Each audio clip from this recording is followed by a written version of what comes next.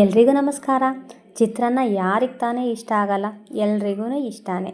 ಅದರಲ್ಲಂತೂ ಈ ಮಸಾಲೆ ಚಿತ್ರಾನ್ನ ಅಂತೂ ತುಂಬಾ ರುಚಿಯಾಗಿರುತ್ತೆ. ಒಂದು ಸತಿ ಮಾಡ್ಕೊಂಡು ತಿನ್ನಿ, ಮತ್ತೆ ಮತ್ತೆ ನೀವು ಮಾಡ್ಕೊಂಡು ತಿಂತೀರಾ. ಬನ್ನಿ ಹೇಗೆ ಮಾಡೋದು ಅಂತ ನೋಡೋಣ. ನಾನಿಲ್ಲಿ ಮೀಡಿಯಮ್ ಸೈಜ್ದು ಒಂದು 3 ಈರುಳ್ಳಿ, 2 ಮೆಣಸಿನ್ಕಾಯಿ ತೊಗೊಂಡಿದ್ದೀನಿ. ಅದನ್ನು ನೀಟಾಗಿ ಸಣ್ಣದಾಗಿ ಕಟ್ ಮಾಡಿ ಇಟ್ಕೊಂಡಿದ್ದೀನಿ. ಮೆಣಸಿನ್ಕಾಯಿನೂ ಅಷ್ಟೇ ಮೀಡಿಯಮಾಗಿ ಕಟ್ ಮಾಡ್ಕೊಂಡಿದ್ದೀನಿ. ಹಸಿಮೆಣ್ಸಿನ್ಕಾಯಿ ಕಟ್ ಮಾಡಿದ ನಂತರ ಒಂದು ಸಣ್ಣ ಜಾರಿಗೆ ಕಾಯಿ ತುರಿ ಇದ್ದರೆ ಓಕೆ, ಕಾಯಿ ತುರಿ ಇಲ್ಲಾಂದರೆ ಈ ಥರ ಸಣ್ಣ ಪೀಸಸ್ ಮಾಡಿಕೊಂಡು ಒಂದು ಸತಿ ರುಬ್ಕೊಂಡು ಬನ್ನಿ. ಕಾಯಿನ ನೈಸ ರುಬ್ಬಾದ್ಮೇಲೆ ಸ್ವಲ್ಪ ಬೆಳ್ಳುಳ್ಳಿ, ಸ್ವಲ್ಪ 1-2 ಹಸಿಮೆಣ್ಸಿನ್ಕಾಯಿ, ಸ್ವಲ್ಪ ಶುಂಠಿ, ಕೊತ್ತಂಬರಿ ಸೊಪ್ಪು ಮತ್ತು ಸ್ವಲ್ಪ ಕರಿಬೇವು ಇದನ್ನೆಲ್ಲ ಹಾಕಿ ಹಾಗೆ ತರ್ತರಿಯಾಗಿ, ನೀರೇನು ಹಾಕಬೇಡಿ, ಹಾಗೆ ತರ್ತರಿಯಾಗಿ ರುಬ್ಕೊಂಡು ಬನ್ನಿ. ಈಗ ಗ್ಯಾಸ್ ಆನ್ ಮಾಡಿಕೊಂಡು ಒಂದು ಬಾಣಲೆ ಇಟ್ಕೊಳ್ಳೋಣ. ಸ್ವಲ್ಪ ಆಯಿಲ್ ಹಾಕ್ಕೊಳ್ಳೋಣ. ಒಂದು 3 ಸ್ಪೂನಷ್ಟು ಇದ್ದರೆ ಸಾಕು.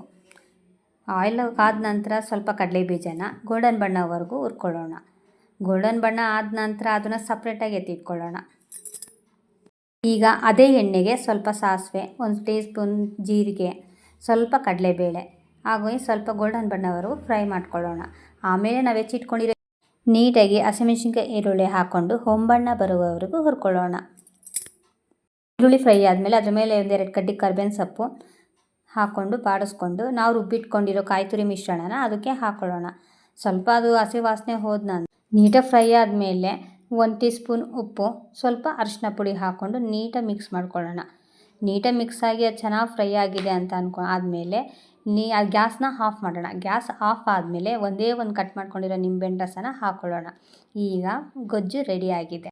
ಈಗ ನಾವು ಮಾಡಿಟ್ಕೊಂಡಿರೋ ಅನ್ನನ ಒಂದು ತಟ್ಟೆಗೆ ಹಾಕ್ಕೊಂಡು ತಣ್ಣಗಾಗಿ ಬಿಡೋಣ. ಈಗ ಅದಕ್ಕೆ ಗೊಜ್ಜು ಹಾಕ್ಕೊಂಡು ನೀಟಾಗಿ ಮಿಕ್ಸ್ ಮಾಡ್ಕೊಂಡು ನಾವು ಆವಾಗಲೇ ಫ್ರೈ ಮಾಡಿದ್ವಲ್ಲ ಕಡಲೆ ಬೀಜನ ಅದನ್ನು ನೀಟಾಗಿ ಹಾಕ್ಕೊಂಡು ಅನ್ನ ಒಂದು ಅಗಲು ಬಿಡ್ದಂಗೆ ನೀಟಾಗಿ ಕಲಸಿದ್ರೆ ಮಸಾಲ ಚಿತ್ರಾನ್ನ ರೆಡಿ. ಈ ವಿಡಿಯೋ ನಿಮಗೆ ಇಷ್ಟ ಆದರೆ ಪ್ಲೀಸ್ ಸಬ್ಸ್ಕ್ರೈಬ್ ಮಾಡ್ಕೊಳ್ಳಿ. Thank you.